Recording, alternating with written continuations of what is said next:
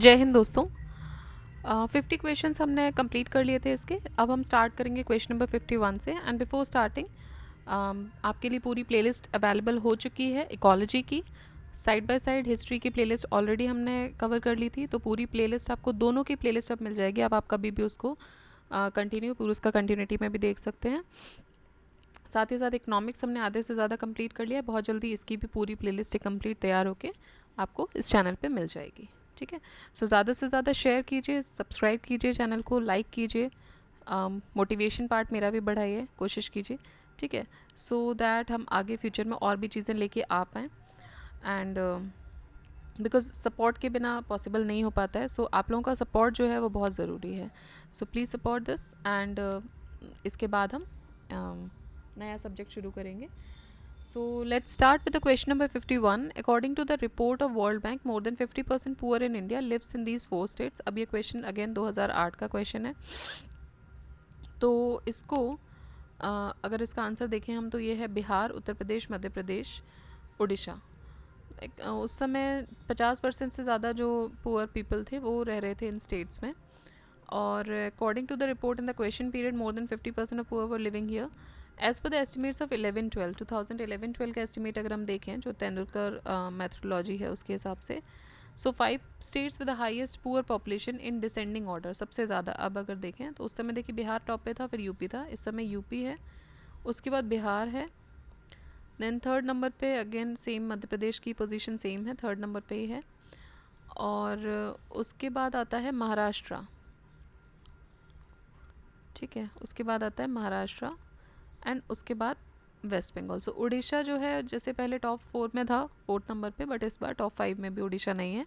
सो अभी आप देख लीजिए इसको, यूपी, बिहार, एमपी, सिर्फ मध्य प्रदेश की पोजीशन सेम है, थर्ड नंबर पे तब भी था अभी भी है, फिर महाराष्ट्र और वेस्ट बंगाल। तो अभी अगर 11-12 का एस्टिमेट देखें तो 50% से ज़्यादा जो पुअर पीपल हैं वो कहाँ रह रहे हैं, इन 5 स्टेट्स में रह रहे हैं। 50% नहीं, हाईएस्ट पुअर की अगर हम बात करें, अगर क्वेश्चन आएगा तो ऐसे बनेगा कि हाईएस्ट पुअर जो है वो कहाँ है अभी, तो they are in UP, Bihar, MP, Maharashtra and West Bengal. Alright, so next question देखते हैं। Which of the following pairs is correct percentage of population below poverty line? 93, 94, बहुत पुराना क्वेश्चन है। अभी का एस्टिमेट देख लेते हैं एक बार। पंजाब में देखिए पॉवर्टी रेशियो जो है वो है 8.26%, बिहार में 33.74, उत्तर प्रदेश में 29.43 एंड राजस्थान में 14.71। तो इनमें से अगर हम इसकी क्रोनोलॉजी लगाएं आउट ऑफ दीज, सो सबसे कम है पंजाब में, उसके बाद राजस्थान, उसके बाद UP and then Bihar. For Bihar in 93-94, the Planning Commission estimated the percentage of below poverty line was, तो ये था 93-94 की बात कर रहे हैं, उस समय था 55, मतलब जो ये डेटा दिया हुआ है। ठीक है, और ये क्वेश्चन देखिए 2011 में आया है। सो 93-94 का जो डेटा है वो 11 में इन्होंने पूछ रखा है। नेक्स्ट देखते हैं, consider the following statement assertion reason. Madhya Pradesh is called the Ethiopia of India. Its hallmarks are excessive infantile mortality,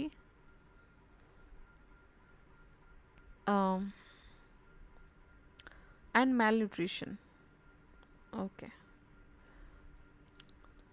So Madhya Pradesh को इथियोपिया ऑफ इंडिया भी बोलते हैं बिकॉज एक्सेसिव मोर्टैलिटी और मेल न्यूट्रिशन यहाँ पे देखा गया है।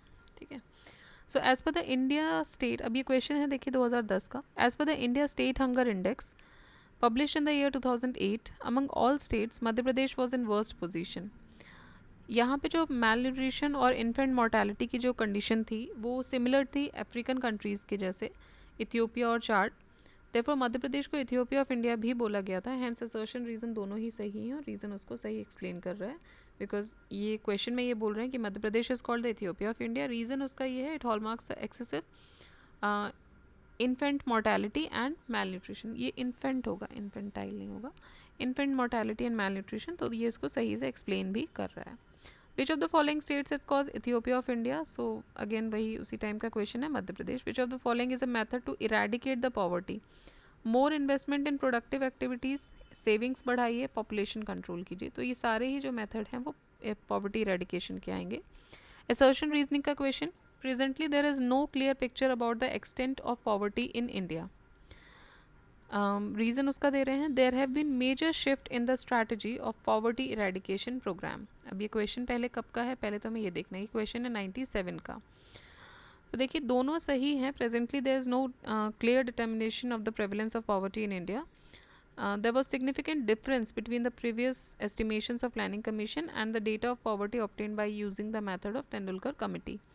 Again in 90s poverty alleviation programs जो थे वो restructure किए गए थे because of the lack of coherence and low effectiveness of previous programs. तो दोनों ही assertion और reason जो है वो सही है, but reason उसको correctly explain नहीं कर रहा है. How do the district rural development agencies DRDAs help in the reduction of rural poverty in India? So DRDAs क्या हैं? ये पंचायती राज इंस्टीट्यूशंस की तरह एक्ट करते हैं in certain specific backward regions of the country. DRDAs act as Panchayati Raj institutions in certain backward regions of the country. ठीक है, district rural development agencies.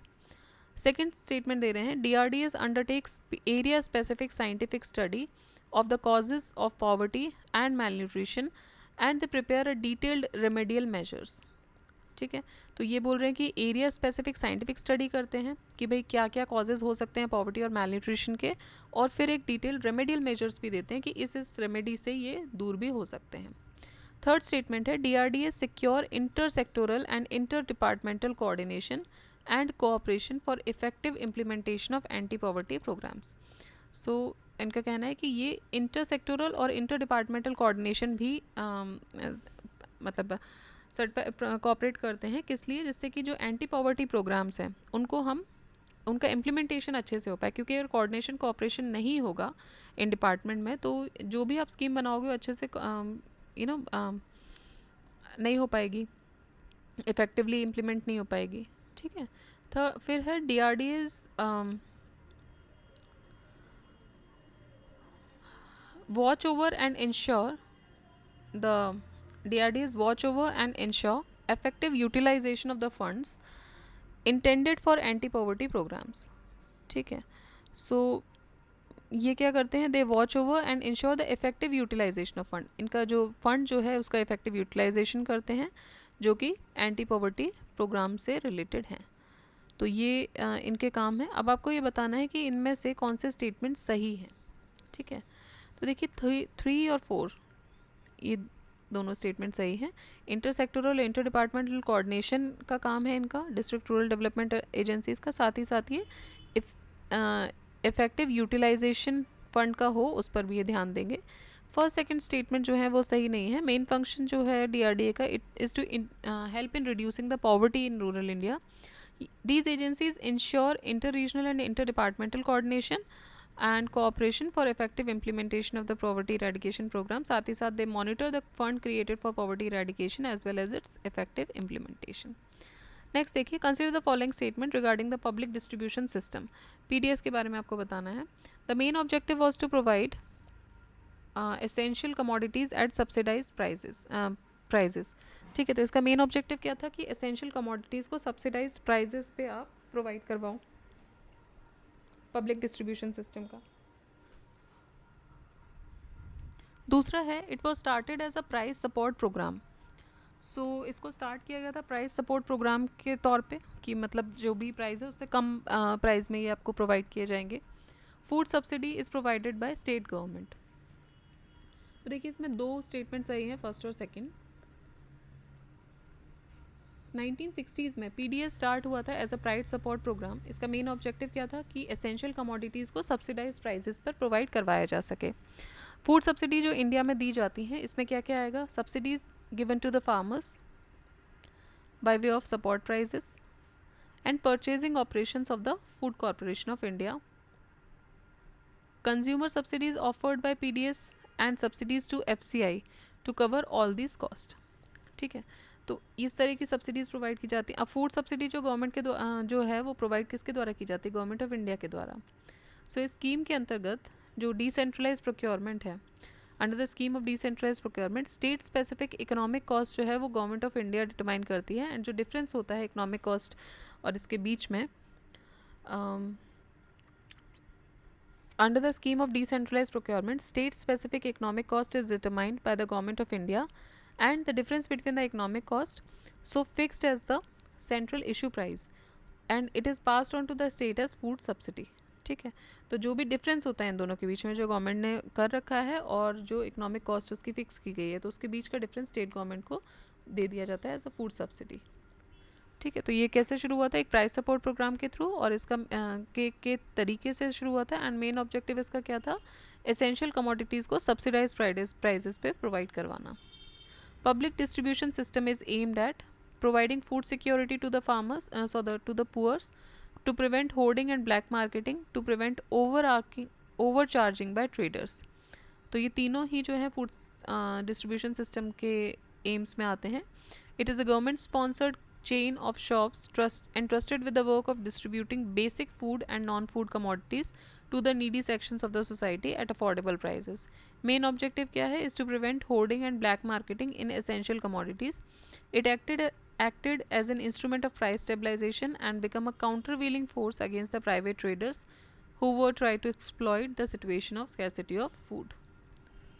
ठीक है, तो कभी कभी क्या होता है, स्कैरसिटी जब हो जाती है तो होर्डिंग करके रख लेते हैं, जिसकी वजह से आप देखेंगे, जैसे अभी फ़िलहाल हम देखें तो मार्केट में इस टाइम पे जो कमोडिटी के तौर पे सबसे महंगा है वो टमाटर चल रहा है, मतलब बेसिक कमोडिटी। ठीक है, कभी आप देखते हैं कि प्याज के प्राइसेस बहुत ज़्यादा हो जाते हैं, तो ये सब क्या है, ये होर्डिंग्स होती हैं। होर्डिंग की वजह से अचानक प्राइस शूट कर जाता है। ऑलराइट, और फिर आप उसके बाद देखेंगे उसी समय पे, आप अगर न्यूज़ फॉलो करते हैं तो कुछ कि वही टमाटर जो बहुत महंगा बिका वो रोड पे फिक रहा है, वो सड़ रहा है। So these are kind of hoardings कि एकदम से मार्केट शूट कैसे कर रहा है, हाउ इज़ मार्केट शूटिंग, अचानक से। ठीक, तो इस सब को रोकने के लिए ये जो पीडीएस सिस्टम वगैरह आया था, और लोगों को फूड सिक्योरिटी मिल पाए, पुअर तक पहुंच पाए, और होर्डिंग रोकी जा सके, ब्लैक मार्केटिंग रोकी जा सके, इस वजह से ये आया था। Which of the following programme was meant for the eradication of poverty in rural India. So IRDP, TRYSEM, NREP, सारे, तो सारे ही हैं, IRDP, NREP, TRYSEM, all of the above. तो ये सारे जो हैं ये पॉवर्टी इरेडिकेशन के लिए हैं। इंटीग्रेटेड रूरल डेवलपमेंट प्रोग्राम 2 अक्टूबर 1980 को ये शुरू हुआ था। Training of youth for self employment, TRYSEM, 15 अगस्त 1979, and national rural employment programme NREP, अक्टूबर 1980, ये स्टार्ट किए गए थे for the eradication of poverty in rural areas. Next is mitigating poverty in western Rajasthan, programme is supported by, अब ये state specific question हो गया, इसको कौन सपोर्ट कर रहा है, इसको international fund for agriculture and development and Ratan Tata trust. ठीक, तो रतन टाटा जी के बारे में तो हमको पता ही है कि उनका डिमाइस हुआ है। So Ratan Tata trust and international fund for agriculture development, ये इसको सपोर्ट करता है, इस प्रोग्राम को, mitigating the poverty in western Rajasthan. ये इम्प्लीमेंट हुआ था 6 poorest blocks of the districts of Jodhpur division. तो जोधपुर डिवीज़न के 6 सबसे पुअरेस्ट जो ब्लॉक्स है वहाँ पे इसको इम्प्लीमेंट किया गया था वेस्टर्न राजस्थान में। एंड प्रोजेक्ट को फाइनेंस किया जा रहा था IFED and government of Rajasthan, as well as contributions मिल रहे थे सर रतन टाटा ट्रस्ट से, बैंक से और beneficiaries. The project was declared effective on 11th December 2008 and completed on 31st December 2017 with 2 extensions. Multidimensional poverty index इसमें क्या क्या आता है, हेल्थ, एजुकेशन, लिविंग स्टैंडर्ड, तो सारे ही इसमें आते हैं, तीनों इसके स्टैंडर्ड जो इंडेक्स में इंक्लूड होते हैं। Multi dimensional poverty index MPI develop हुआ था 2010 में, किसके द्वारा, OPHI, Oxford poverty and human development initiative, and UNDP, United Nation development programme. MPI uses health, education and standard of living indicators to determine the degree of the poverty experienced by a population. It has since been used to measure the acute poverty across over 100 developing countries. Global MPI is released annually by OPHI and UNDP. So जो global MPI जो है वो annually release किया जाता है, किसके द्वारा, OPHI और UNDP के द्वारा। Which of the following indices is most suitable to assess the intensity of poverty in India? तो इनमें से सबसे suitable कौन सा है?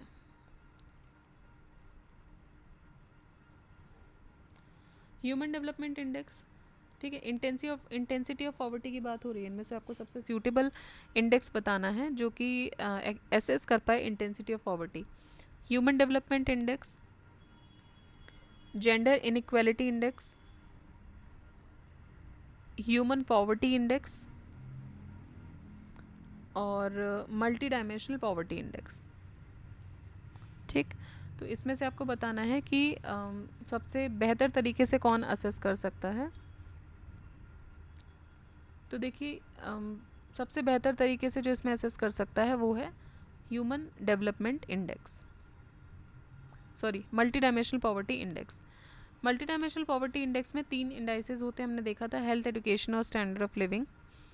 और जैसे कि जो डेवलपिंग कंट्रीज़ हैं लाइक इंडिया, तो यहाँ पर जो मल्टी डायमेंशनल पॉवर्टी इंडेक्स है वो बेस्ट सूटेबल मेजर है असेस करने के लिए।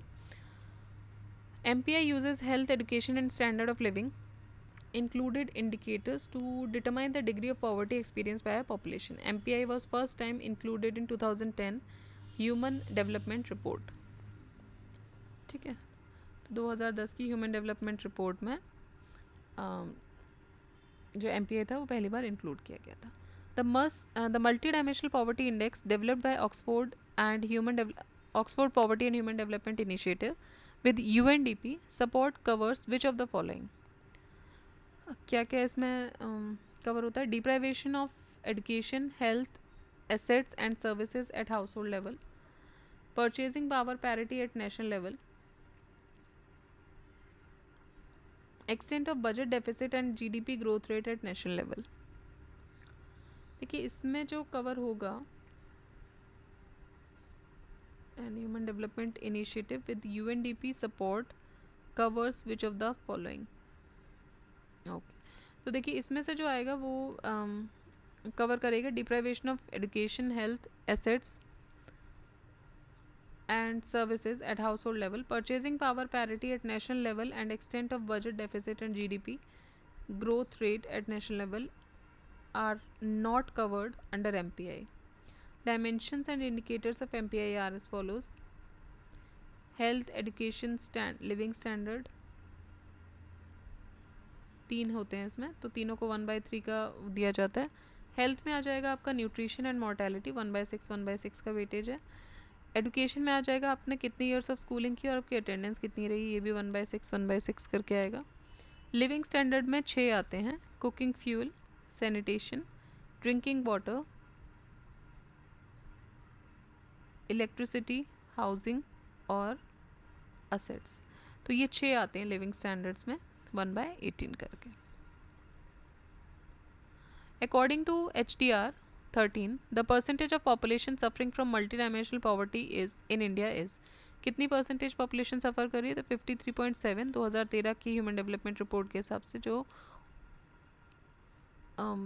ऑप्शन जो B है 53.7 वो करेक्ट है। अकॉर्डिंग टू रिपोर्ट ऑफ 2020, जो percentage of people the percentage of people living in multi dimensional poverty is 27.9, तो उस समय कितनी थी? 53.73 2013, और 20 में जब इसको एस्टिमेट किया गया तो ये निकला 27.9। Despite this India is at the top in terms of number of poor people.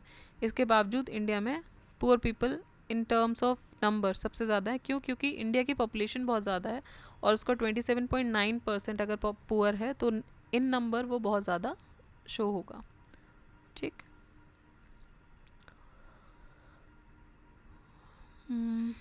फिर देखिए, to know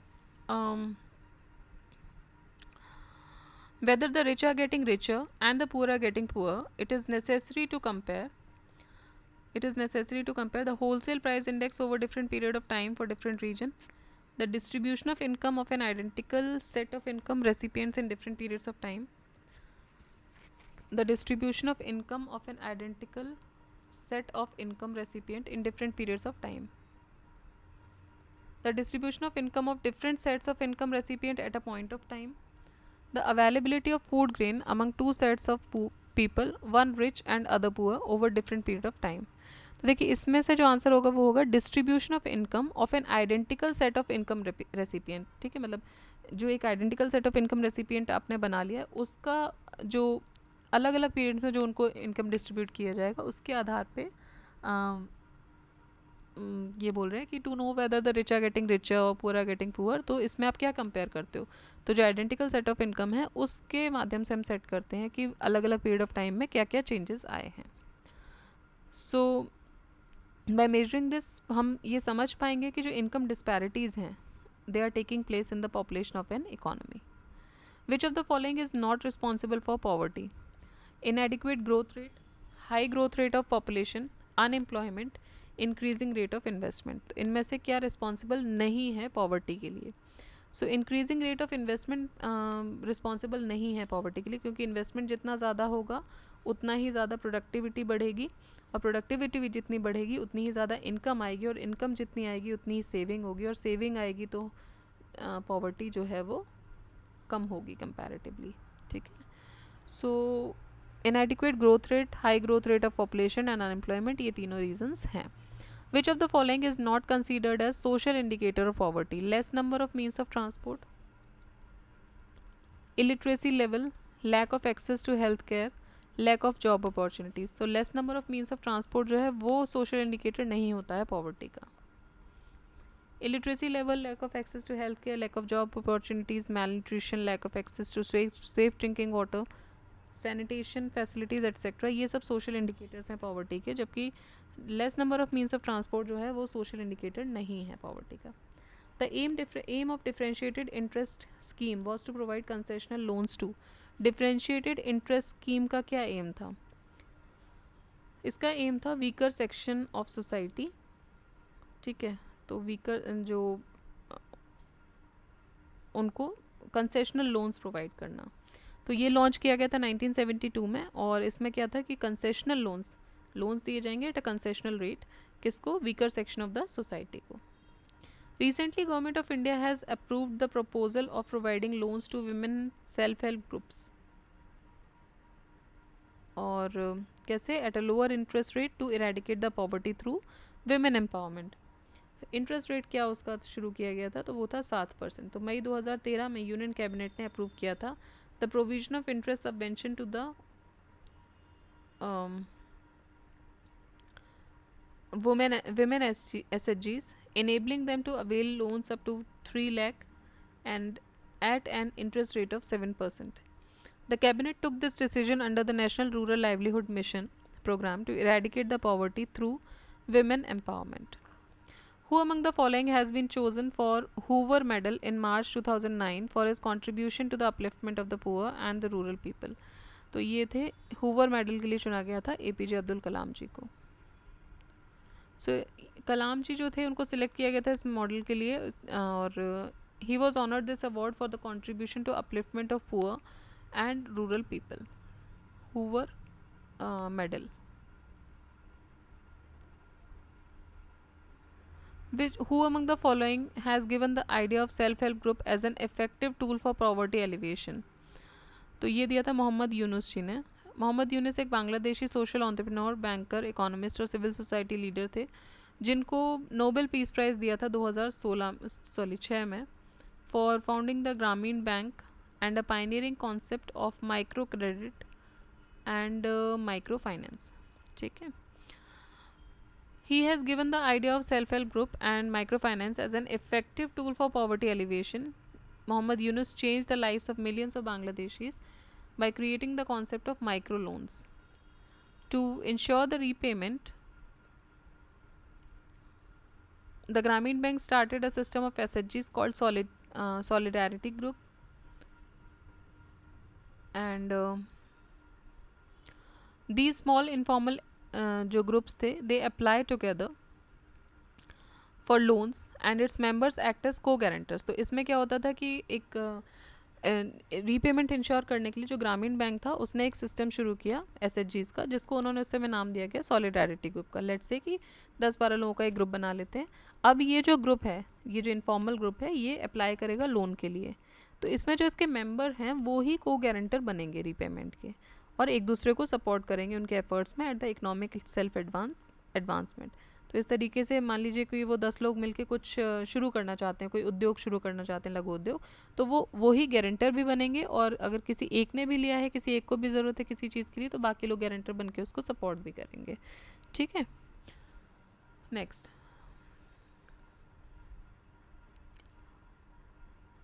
the third SAARC ministerial conference on poverty alleviation was held in, अभी 2002 का क्वेश्चन है, वो हुई थी इस्लामाबाद में।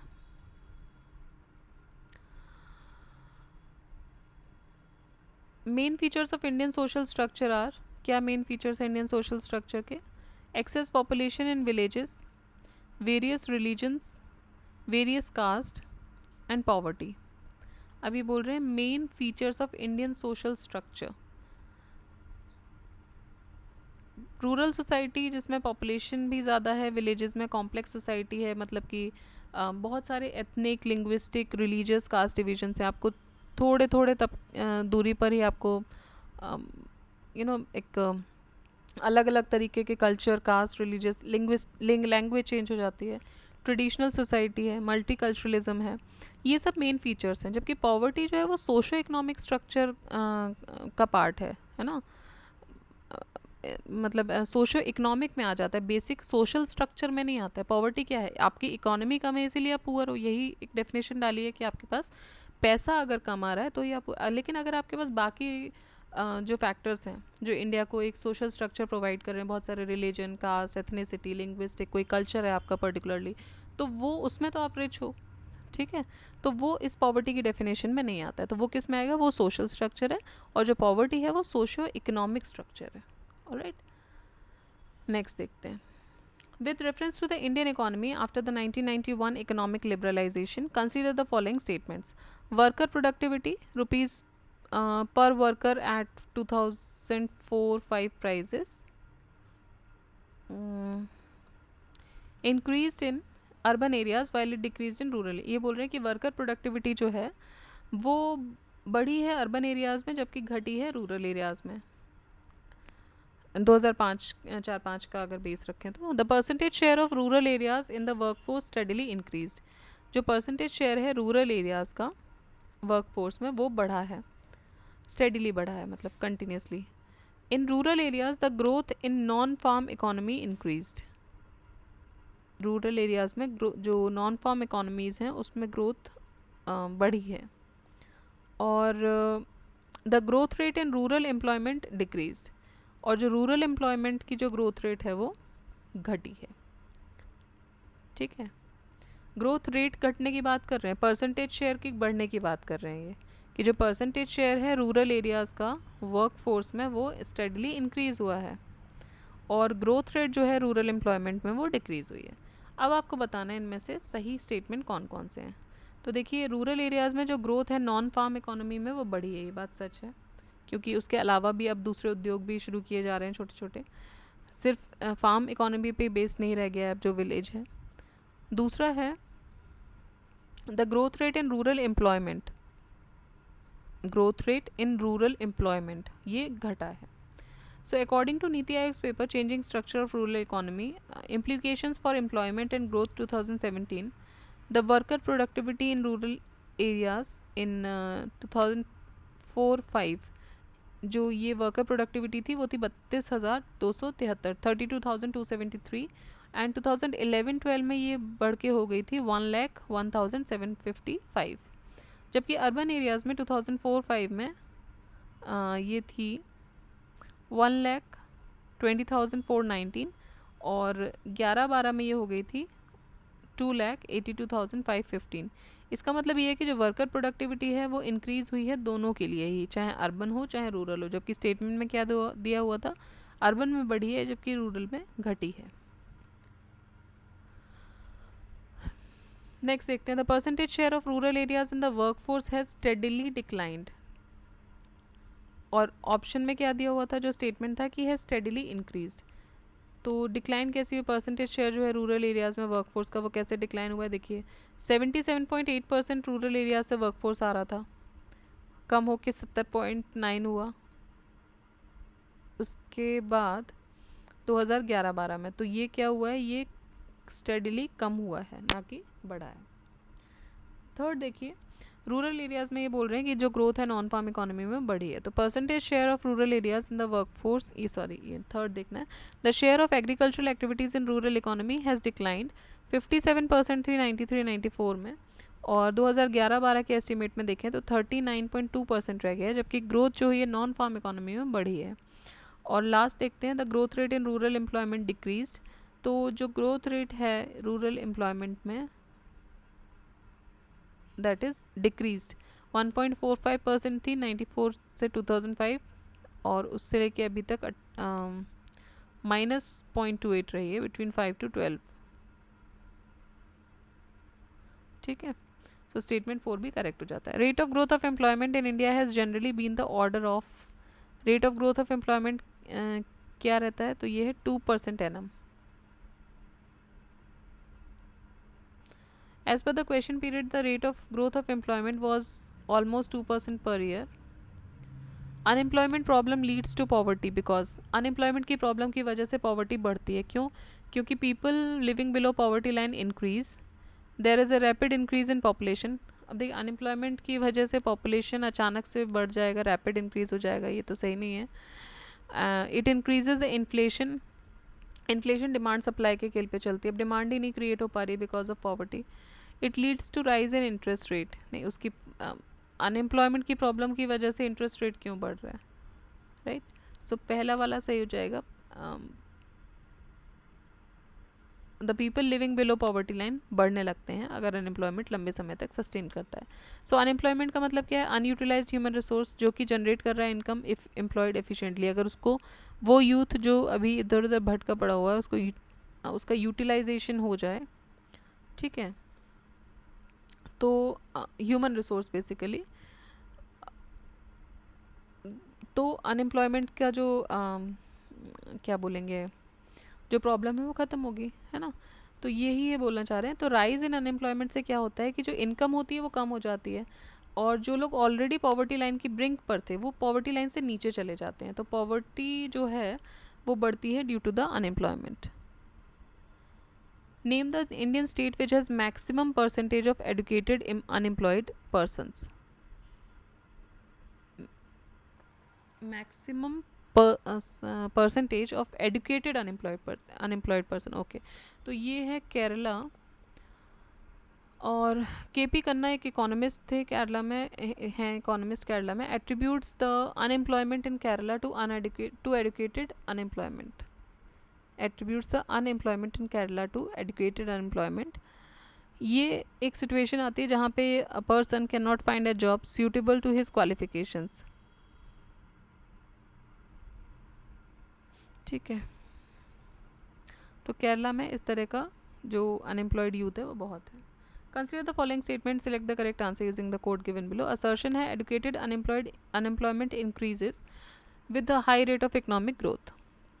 It happens only when there is a lack of professional education. So both A and R are true and R is the correct explanation of A. देखिए second statement में हालांकि ये बड़ा एक्सट्रीम स्टेटमेंट है, it happens only when there is a lack of professional education, तभी educated unemployment जो है वो बढ़ती है। So they have taken it as a correct answer, तो उस हिसाब से तो ए हो जाएगा। एक बार इसका एक्सप्लेनेशन भी देख लेते हैं। With the high rate of growth unutilised resources come into play through creation of employment, in which those who are educated according to the employment get employed easily, but those who are deprived of professional skilled education do not get employed due to the lack of employment opportunities. Therefore educated employment rises with lack of professional education. As per the State of Working India 2018 report published by Aziz Premji, even though the India's economy is growing at a fast pace, the higher educated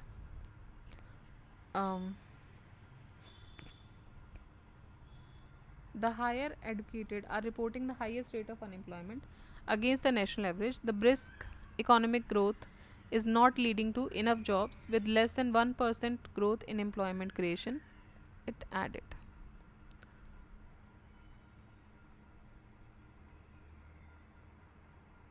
ठीक है, तो ये इस हिसाब से तो इनका सही बोल रहे हैं कि भाई ओनली तभी हो रहा है जब ये प्रोफेशनल एजुकेशन आपको उतनी नहीं है. In the following question, a statement followed by two assumption numbered 1 and number 2 are given. You have to consider the statement and the assumption and decide which of the assumptions follows from the statement. Statement क्या है? Unemployment allowance should be given to all unemployed Indian youth above 18 years of age. अब इसके दो assumptions हैं. Unemployed youth in India need monetary support. ठीक है, ये बोल रहे हैं अनएम्प्लॉयमेंट अलाउंस जो है it should be given to all unemployed Indian youth जो कि 18 साल से ऊपर है. क्यों चाहिए? एजम्पशन ये एज्यूम कर रहे हैं कि जो अनएम्प्लॉयड यूथ है इंडिया में उसको मॉनेटरी सपोर्ट चाहिए. दूसरा ये है कि जो गवर्नमेंट है उसके पास सफिशिएंट फंड है to provide the allowance to an unemployed youth. तो देखिए गवर्नमेंट के पास तो कभी भी कुछ सफिशिएंट नहीं होता है बिकॉज एक डेवलपिंग कंट्री है, तो आप ये नहीं बोल सकते कि नहीं फालतू पैसा पड़ा हुआ है तो चलिए अब दे देते हैं अनएम्प्लॉयड यूथ को. ठीक, उसके लिए एक प्रॉपर बजटरी एलोकेशन किया जाएगा, उसके लिए वो पैसा निकाला जाएगा. वाई? बिकॉज गवर्नमेंट के पास जो पैसा आ रहा है वो क्या है? टैक्स मनी होती है. तो ऐसा तो नहीं है कि बहुत पैसा बढ़ा हुआ है, नहीं ना डेवलपमेंट का कोई काम बचा ही नहीं है, इंफ्रास्ट्रक्चर का कोई काम बचा ही नहीं है, बस ये फालतू पैसा पड़ा हुआ है जो कि हमें बांट देना है सिंपली. तो ऐसा नहीं है. तो अनएम्प्लॉयमेंट अलाउंस जो है वो देना चाहिए इंडियन यूथ को. क्यों एज्यूम? इसका एजम्पशन ये इसका जो राइट एजम्पशन जो बैठेगा यहाँ पे वो ये होगा कि अनएम्प्लॉयड यूथ जो इंडिया में उसको मॉनेटरी सपोर्ट चाहिए इसलिए देना चाहिए, ना कि इसलिए कि गवर्नमेंट के पास फालतू फंड पड़े हुए हैं या सफिशिएंट फंड पड़े हुए हैं. ठीक है, असर्शन रीजनिंग का question again. Roots of urban areas in rural roots of urban poverty lies in the rural areas. Assertion B देखिए इसमें रीज़न होना चाहिए यहाँ पर. Level of education is normally low in rural areas. तो जो roots हैं अर्बन पॉवर्टी की वो रूरल एरियाज़ में है. क्यों? क्योंकि लेवल ऑफ जो एजुकेशन है वो भी लो है. तो दोनों ही इसमें सही है और उसको सही एक्सप्लेन भी कर रहा है. People tend to migrate from rural to urban areas in search of jobs. On the other hand जो लेवल ऑफ एजुकेशन है वो नॉर्मली कम पाई जाती है रूरल एरियाज़ में. This is why the people migrated from rural to urban areas to get poor jobs where they remain poor and also increase the concentration of poverty in the urban areas. तो होता क्या है कि यहाँ पे skilled मान लीजिए उनके पास कोई स्किल नहीं ले पाए हैं बिकॉज ऑफ जनरली ऐसा देखा गया है कि नॉर्मली लो होता है एजुकेशन का लेवल रूरल एरियाज़ में, या फिर बोल सकते हैं कि एक्सपोजर नहीं होता है. तो उस वजह से क्या होता है कि स्किल नहीं आई. अब स्किल तो आई नहीं लेकिन यहाँ से माइग्रेट ज़रूर हो रहे हैं बाहर जॉब के लिए. अब वहाँ जाके उनको कोई प्रॉपर जॉब नहीं मिल पा रहा है बिकॉज लैक ऑफ स्किल है. तो वहाँ पे क्या हो रहा है, जो अर्बन एरियाज़ का जो कॉन्सेंट्रेशन है पॉवर्टी का उसको ये इंक्रीज़ कर रहे हैं. ठीक है, नेक्स्ट देखिए. As per the number of employed male per 1000 in urban areas in the year 1999-2000 put the name of the following states in the descending order. तो आपको डिसेंडिंग ऑर्डर में लगाना है एम्प्लॉयड मेल के हिसाब से. अब ये क्वेश्चन पुराना है, उस समय जो करेक्ट सीक्वेंस था वो था C DCBA West Bengal, Assam, Nagaland and Meghalaya. तो उस समय तो ये था. बट अगर हम अपडेटेड डेटा देखें 2013-14 का तो ये हो जाएगा updated data. The number of employed male per 1000 in urban areas are. तो सबसे ज़्यादा हैं आपके असम में, उसके बाद वेस्ट बंगाल, उसके बाद मेघालय और फिर नागालैंड. ये है जो एस्टिमेट है ये 2013-14 का है. ठीक. Employment growth in the organise sector in India during the period of 94 and 2007 ये क्या थी? स्टेबल थी, बढ़ी हुई थी, घटी हुई थी या डबल थी?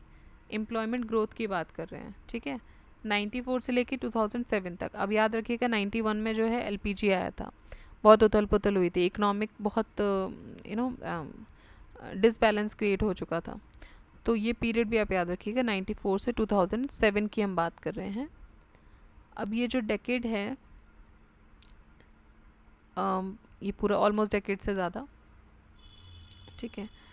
तो इसमें क्या रहा था, जो एम्प्लॉयमेंट ग्रोथ है वो स्टेबल थी, बढ़ गई थी ग्रोथ, या फिर घट गई थी, या डबल हो गई थी। तो देखिए जो इकोनॉमिक सर्वे था 2009-10 का, एम्प्लॉयमेंट ग्रोथ जो ऑर्गेनाइज सेक्टर में देखी गई इंडिया में, पब्लिक और प्राइवेट सेक्टर दोनों में मिला के, वो डिक्लाइन हुई थी during the period of 94 to 2007. Employment in the organized sector increased at the rate of 1.2% per annum during the 1983-94, but it decelerated to 0.03% per annum during the period 94 to 2007. Okay, ठीक है। तो मतलब ये decline हुआ था कुल मिला के। Most of the unemployment in India is, अब सबसे ज़्यादा कौन से टाइप का अनएम्प्लॉयमेंट इंडिया में है, टेक्नोलॉजिकल अनएम्प्लॉयमेंट, साइक्लिकल, फ्रिक्शनल या स्ट्रक्चरल। तो देखिए सबसे ज़्यादा जो है वो स्ट्रक्चरल है। Name of the frequent unemployment in developing countries like India and under developing countries is structural. Structural unemployment क्यों होता है? Because due to the mismatch between the skills of labour force and the jobs available in the market. तो जो labour force है उसकी skills और जो jobs market में अवेलेबल हैं उसकी, उनमें दोनों में बहुत डिफरेंस होता है, मिसमैच होता है, इसलिए ये जो क्या बोलेंगे इसको, स्ट्रक्चरल अनएम्प्लॉयमेंट जो है वो शुरू होता है, मतलब इसकी वजह से खड़ा होता है। मेन इसका रीज़न क्या होता है? Poor education and training. It reflects the backwardness of economic infrastructure, limited availability of capital, and oversupply of labor force. Many people in India do not get job matching to their skills. So देखिए क्यों होता है? क्योंकि requisite skills, मतलब कि मान के चलते हैं कि कोई एक फैक्ट्री है, उसमें आपको कोई टेक्नोलॉजिकल काम करना है, कोई सोल्डरिंग वगैरह का काम करना है, बट जो पढ़ के गया है, जो माइग्रेट हुआ है, या जिसको, या मुझे लेट से कि मुझे कोई नॉलेज नहीं है उसके बारे में, सो इस तरह की वजह से जो अनएम्प्लॉयमेंट जनरेट होगा, because I am lacking that skill, या फिर मेरे पास उससे ज़्यादा नॉलेज है, ठीक है, मैं वो काम नहीं कर सकती, बट नॉलेज के तौर पे मेरी जो स्किल है वो उनसे ज़्यादा बेटर है किसी और फॉर्म में। तो इस तरीके के जो जॉब्स की वजह से जो मिसमैच क्रिएट होता है वो क्रिएट करता है structural unemployment. So many people in India do not get job matching to their skills, or due to the lack of requisite skill they do not get the job, ठीक है, and because of the poor level of education it becomes difficult to train them also. Disguised unemployment का मतलब क्या है? Disguised unemployment का मतलब है marginal productivity जो लेबर की है वो ज़ीरो है। ये कॉमनली रेफर किया जाता है टू सिचुएशंस ऑफ एम्प्लॉयमेंट जहाँ पे सरप्लस मैन पावर हो, in which some areas in which some workers have zero marginal productivity, change in output resulting due to employing an additional unit of input so that their removal will not affect the volume of the total output. Also known as hidden unemployment, this refers to a situation where labor that is employed in a job is not actually utilized for the production of goods and services. In other words, it refers to the employment of more person in a job with lesser number of person can accomplish, ठीक है। तो disguised unemployment अगर हम easily समझें तो क्या होता है, देखिए जैसे इसमें ऑप्शन दिया हुआ है employment of more person in a job which lesser person can accomplish, मतलब कि लेट्स से ये आपका एक फार्म एरिया है और इस फार्म एरिया में अगर दो लोग भी मिलके काम करेंगे तो वो सफिशिएंट होगा, ठीक है, इस लैंड के लिए दो लोग जो हैं वो सफिशिएंट होंगे, ठीक है। लेकिन उस घर में, जिस घर में इस लैंड से काम चल रहा है या जिनकी भी लैंड है, उस घर में लेट्स से कि 6 लोग रहते हैं। अब ये 6 की 6 इसमें काम कर रहे हैं, ठीक, ये 6 की 6 इसमें काम कर रहे हैं, जबकि इन 6 की ज़रूरत नहीं थी। इनमें से 2 लोग इसमें काम कर सकते थे या मैक्सिमम 3 काम कर सकते थे, बाकी 3 अपना कुछ और काम कर सकते थे। तो प्रोडक्टिविटी बढ़ती घर की, ऑलराइट, और प्रोडक्टिविटी बढ़ती है, उसके बाद इनका सेविंग्स होती है, तो मतलब पॉवर्टी से बाहर आ सकते हैं। बट यहाँ पर क्या हो रहा है कि उसी फील्ड पे because of the lack of employment और समथिंग, ये सारे लोग मिलके एक ही फार्म पे काम कर रहे हैं। तो इस तरीके का जो अनएम्प्लॉयमेंट होता है उसको डिस्गाइज्ड अनएम्प्लॉयमेंट बोलते हैं, मतलब कि employment of more person in a job which laser number of person can accomplish, तो कम लोग उस काम को कर सकते हैं लेकिन ज़्यादा लोग उसमें काम कर रहे हैं, लगे हुए हैं, that is the disguised unemployment. Disguised unemployment generally means, तो अगेन सेम क्वेश्चन है, अब आप बता सकते हैं इसको, मार्जिनल प्रोडक्टिविटी जो लेबर की होती है यहाँ पे वो ज़ीरो हो जाती है, ठीक है। In India the disguised unemployment is main characteristic of, so it is the main characteristic of primary sector. India में डिस्गाइज्ड अनएम्प्लॉयमेंट मेन कैरेक्टरिस्टिक है प्राइमरी सेक्टर का, मतलब agriculture and allied sectors mainly. This is due to high pressure of population on land and other natural resources. Due to the lack of technological development, most of the population is engaged in agriculture and allied activities, due to which more people involved in the work that less number of people can do. Next, in India, disguised unemployment is found in, so agricultural sector में सबसे ज़्यादा पाया जाता है. Disguised unemployment in India is mainly related to, so it is mainly related to agricultural sector, rural areas. Manufacturing sector में disguised unemployment नहीं देखने को मिलता, भाई वो एम्प्लॉय कर रहे हैं, उसको सैलरी दे रहे हैं, तो वो ज़्यादा लोगों को, वो तो कोशिश करेंगे कम लोगों को रख के ज़्यादा काम करवा लें, ठीक है। अर्बन एरियाज़ में भी इस तरह की चीज़ें नहीं देखने को मिलती, because when you are paying something for this, तो आपकी कोशिश क्या रहेगी कि वो अगर मल्टीटास्किंग है कोई इंसान, जैसे कि अगर आप में से कोई एम्प्लॉयड है और जॉब नेचर आपको पता है, होता क्या है कि they try to incorporate as many work as you can do, तो वो कोशिश करते हैं कि जितना आपको दे सके, तो वहाँ डिस्गाइज्ड अनएम्प्लॉयमेंट के चांसेस नहीं होते हैं। It is a phenomena where in the more people are employed than actually needed. Usually this has been witnessed in developing economies and more so in labor intensive economies. Disguised unemployment in India is mainly related to agricultural sector in rural areas. The number of person who remained unemployed for a major part of the year is called usual status unemployment, ठीक है। एक ऐसा इंसान जो कि unemployed रहता है साल के ज़्यादातर दिन, उसको बोलेंगे usual status unemployment. Usual status approach to measure the unemployment uses a reference period of 365 days, तो यहाँ पे जो रेफरेंस पीरियड यूज़ होता है वो 365 दिन का यूज़ होता है, मतलब कि 1 year preceding the date of survey of NSSO for measuring the unemployment, and number of person who remained unemployed for a major part of the year, इसको बोलते हैं usual status unemployment. Thus the estimates of the unemployment obtained on the basis of usual status approach are expected to capture long term open employment, ठीक है।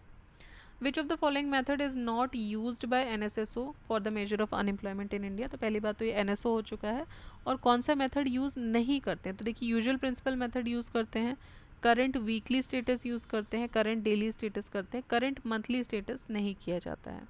So national sample सर्वे में on employment and unemployment in India, person are classified into various activity categories on basis of activities pursued by them during the certain specific reference period. 3 reference periods are used, 1 year, 1 week and 1 day, ठीक है। तो daily का हो जाता है status हो जाता है, वीकली स्टेटस हो जाता है, और ईयरली स्टेटस हो जाता है। Based on these 3 periods 3 different major activities are status are arrived. The activity status determined on the basis of reference period of 1 year, इसको बोलते हैं यूजुअल प्रिंसिपल स्टेटस और यूजुअल एक्टिविटी स्टेटस, ठीक है। तो ये कितना हो गया, 365 डेज का हो गया। that determined on the basis of a reference period of 1 week is known as the current weekly status. तो weekly status जो होता है वो एक वीक का होता है, और person and the activity status determined on the basis of engagement on each day during the reference period is known as current daily status. तो डेली का जब आप रेफ़र करते हो तो वो CDS में आ जाता है। तो 3 तरीके के 3 मेथड्स हैं, मंथली नहीं होता है, ईयरली होता है, फिर उसके बाद वीकली होता है, और लास्ट में डेली होता है, ठीक है। वीकली को बोलेंगे करंट वीकली स्टेटस, डेली को बोलेंगे करंट डेली स्टेटस, और 365 डेज को बोलेंगे usual activity status. In India which of the following collects and publishes the unemployment index, तो ये है NSSO, और या फिर इसको अब 2019 से ये बन गया है NSO। All India Employment and Unemployment Surveys conducted and published by the National Sample Survey Office are the primary sources of various indicators of labor force at national and state levels, which are used for planning and policy formulation by various government organizations as well as the researchers. It is to be noted that NSSO merged with CSO. तो NSSO merge हुआ CSO के साथ और क्या बना, ये chemical reaction हुआ और ये बन जाता है NSO 2019 में. The growth rate of which of the following sector has very low employment elasticity. तो सबसे कम एम्प्लॉयमेंट इलास्टिसिटी जो है वो कौन से सेक्टर की है, वो है mixed farming, manufacturing, construction, financial services, ये सब ठीक है. एम्प्लॉयमेंट इलास्टिसिटी क्या होता है? It is a measure of the percentage change in employment associated with 1% change in economic growth. The employment elasticity indicates the ability of an economy to generate employment. तो employment elasticity क्या indicate करती है? Ability of an economy, मतलब कौन सी economy कितना employment generate कर पा रही है, कितनी एम्प्लॉयमेंट अपॉर्चुनिटीज़ लेके आ पा रही है for a population as a percentage of its growth process. जैसे कि मान लीजिए फाइनेंशियल सर्विसेज कंपनी है या मैन्युफैक्चरिंग सर्विसेज है, वो ज़्यादा लेके आ पा रही है, एग्रीकल्चर ज़्यादा लेके आ पा रहा है, ठीक है. तो एग्रीकल्चर हुआ, फार्मिंग हुआ, ये कम लेके आ पाते हैं. तो एम्प्लॉयमेंट इलास्टिसिटीज़ अगर हम देखें अलग अलग सेक्टर्स की, तो कंस्ट्रक्शन सबसे ज़्यादा है 1.13, finance and real estate 0.66, manufacturing 0.09, agriculture 0.04, all sectors 0.19. Which of the following is not responsible for unemployment? Rapid growth of population responsible है अनएम्प्लॉयमेंट के लिए, लैक ऑफ स्किल भी रिस्पॉन्सिबल है, growth of per capita income. Growth of per capita income responsible कैसे होगी unemployment? तो जो already employed है उसकी ग्रोथ हो रही है पर कैपिटा इनकम, या फिर जो एक एवरेज निकाला जाता है उसके तौर पे है, तो ये रिस्पॉन्सिबल नहीं है अनएम्प्लॉयमेंट के लिए. Lack of man power planning, ये रिस्पॉन्सिबल होता है. सो परसिस्टेंट अनएम्प्लॉयमेंट के लिए जो growth of per capita income है वो रिस्पॉन्सिबल नहीं है, जबकि rapid population growth, lack of skill and lack of man power are responsible for the causes of unemployment. Given below are two statements labeled assertion and reason. Assertion क्या बोल रहा है?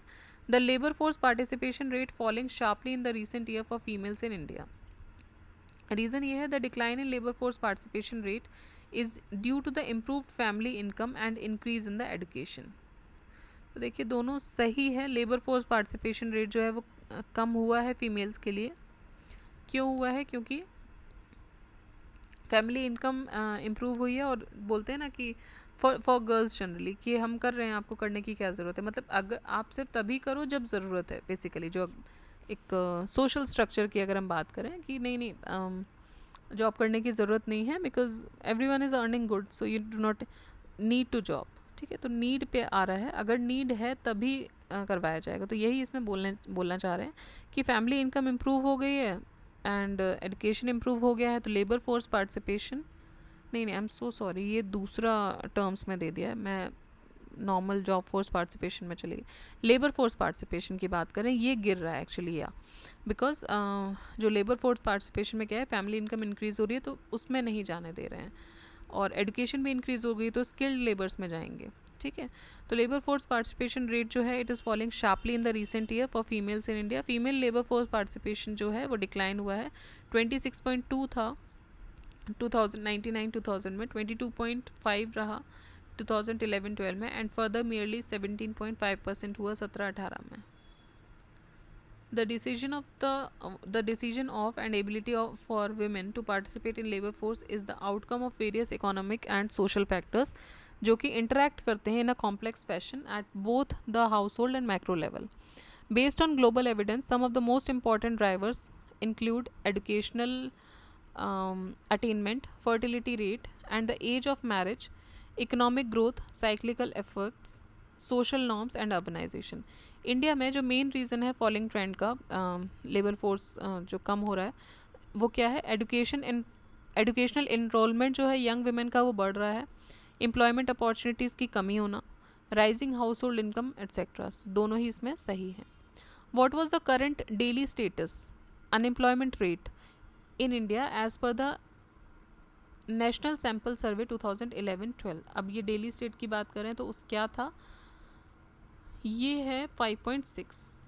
सो 68th round of national sample survey हुआ. Current daily status इसमें निकला 5.6 CDS का. Current weekly status जो था एंड यूजुअल स्टेटस अनएम्प्लॉयमेंट जो 365 डेज़ को हम काउंट करते हैं वो थे 3.7, वीकली स्टेटस था 3.7 एंड यूजुअल स्टेटस था 2.7। According to NSS 61 round data 61st, the unemployment at current employment at current daily status in rural as well as urban areas is nearly, तो ये बोल रहे हैं कि जो NSS का 61st राउंड डेटा था उसमें अनएम्प्लॉयमेंट जो था at current daily status CDS rural में और साथ ही साथ अर्बन एरियाज़ में वो कितना था अराउंड ये पूछ रहे हैं, तो वो था 8%। सो इट वॉज 8.3% एंड 8.2% दोनों के लिए, मतलब रूरल के लिए 8.3, अर्बन के लिए 8.2, so it was around 8%। Therefore, CDS based unemployment rates in rural as well as urban areas वो नियरली 8% था। ईयर 2011-12 में 68th राउंड ऑफ NSS के हिसाब से CDS based unemployment rates in rural and urban areas ये decrease हुआ, ये 5.9 और 5.5 पर आया। In all over India CDS based unemployment rate was 5.6% in the same period. According to periodic labor force survey annual report July 2019 June 20 released in July 2021, unemployment rate जो था country में on the basis of usual status in the year 2019-20 ये 4.8% था, urban 7 और rural 4%। ठीक है, तो देखिए ये कंप्लीट हो गया है हमारा पॉवर्टी एंड अनएम्प्लॉयमेंट वाला चैप्टर। इसमें भी सारा ये ऑलमोस्ट ये पूरा चैप्टर ही हमारा, कुछ चीज़ों को छोड़ दीजिए आप इंडेक्सेस वगैरह, बाकी ये डेटा ड्रिवन क्वेश्चन था, तो ये उसी से देखना पड़ेगा हमें जो भी लेटेस्ट डेटाज होंगे। अब हम शुरू करेंगे अपना थर्ड पार्ट इस इकोनॉमिक्स का, that is the external sector. अब यहाँ पे एक्सटर्नल सेक्टर आएंगे, जैसे इंटरनेशनल ट्रेड के साथ हम इसको नेक्स्ट शुरू करेंगे। ठीक है, सो आप लोग रिवाइज़ करते रहिए, इकोलॉजी पूरी अवेलेबल है, आप पढ़िए रिवाइज़ कीजिए, जब आपको उसका रिवीजन लगे आप उस प्लेलिस्ट को पूरा देख सकते हैं। हिस्ट्री पूरा अवेलेबल है, बहुत ही जल्द हम इसके साथ भी इकोनॉमिक्स भी ख़त्म करेंगे। ठीक है, तो इसके साथ हमारे 3 सब्जेक्ट्स जो हैं वो कम्प्लीटली ख़त्म हो जाएंगे। सो रिवाइज़ करते रहिए, पढ़ते रहिए। एग्ज़ाम का स्टेटस अभी आया है, ऑफिशियल स्टेटमेंट नहीं दिया, बट अभी आया है कि दिसंबर तक जा सकता है, तो अभी तो नहीं ही हो रहा है। और बिहार भी ऐसा सुनने में आ रहा है कि वो आगे स्किप होगा, उसकी भी डेट दी गई है बिहार के एग्ज़ाम के लिए दिसंबर में। बट देखिए स्टेट के एग्ज़ाम से नहीं कह सकते हैं क्योंकि एक ही अगर जैसा कि अभी तक की जो ये लोग बता रहे हैं इंटरनली कि यूपी के RO फिर UP PCS बिहार तीनों एक साथ होना एक ही महीने में पॉसिबल तो नहीं है। लेट्स सी स्टेट क्या करते हैं, ये हमारे हाथ में तो चीज़ें नहीं हैं, बट आपके हाथ में है रिवीजन, आप रिवीजन करते रहिए, इसको नहीं छोड़ना है। आपको टाइम मिल गया है तो ये आपके लिए एडेड एडवांटेज है। ठीक है, तो इसके अगर टाइम मिल गया तो हम इसके साथ ये पूरा कंप्लीट कर सकते हैं अपना घटना चक्र। लेकिन अगर इनकेस अभी होता भी है तो आप जो भी अपना रिवीजन जिस लेवल पे आप कर रहे थे अभी तक उसको करते रहिए, उसको नहीं छोड़ना है आपको बिल्कुल भी। So keep revising, keep studying. जय हिंद।